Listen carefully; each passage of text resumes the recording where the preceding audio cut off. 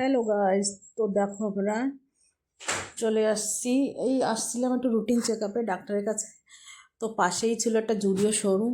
তো ভাবলাম দেখি এইখানে ঠান্ডার কিছু জিনিস আসছে নাকি, জ্যাকেট ফ্যাকেট। তো এখনও তো স্টার্ট হয়নি, ঠান্ডা মানে স্টার্ট হয়েছে কিন্তু এইখানে কম, নয়ডাতে একটু কমই আছে।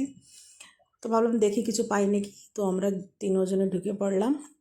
এখানে শিবাংশের পাপা দিচ্ছিল ব্যাগ, আর ও দেখো কী করছে, ও একটা আয়না পেয়ে শিবাংশ এদিকে ঢিংচাকাচিক করছে। তো দেখলাম কি না, ভালোই উইন্টারের সামান খুব ভালো ভালো আসছিলো, অনেক ছিল না তো, যাও ছিল ভালোই ছিল। তারপরে আমি চলে গেলাম একটা কুর্তি দেখতে, ওয়ান পিস। তো দেখো এটা কত সুন্দর দেখাচ্ছে, তো ছোটো সাইজ ছিল। আর এইটি পিঙ্ক কালারটা কেমন হয়েছে, ভালো না, খুব সুন্দর লাগতেছে। তারপরে অনেকই দেখলাম।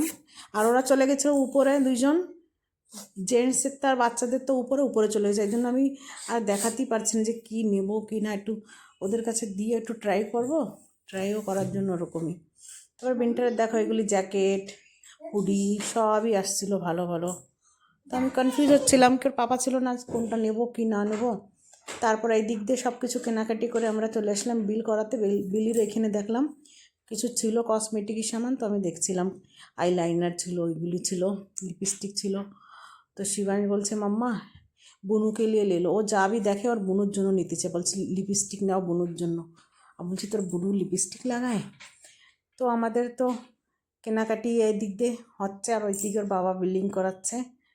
তো চলো গাইজ, হয়েই গেছে আমাদের কেনাকাটি সবই।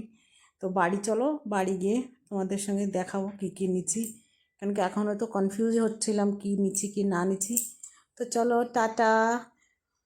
ব্লগটা কেমন হয়েছে জানাইও, আর একটা লাইক করে দিও তোমরা।